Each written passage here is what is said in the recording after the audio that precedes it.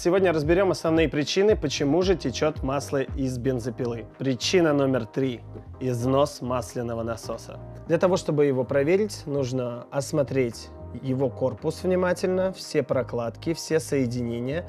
Если нет никаких трещин и нет никаких деформаций, то масляный насос в полном порядке. Еще одна из причин, почему может подтекать масло, это разгерметизация шлангов. Снимаем наш маслонасос и получаем доступ к шлангу. Проверяем его на трещины и деформации. Если они присутствуют, то просто заменяем шланг.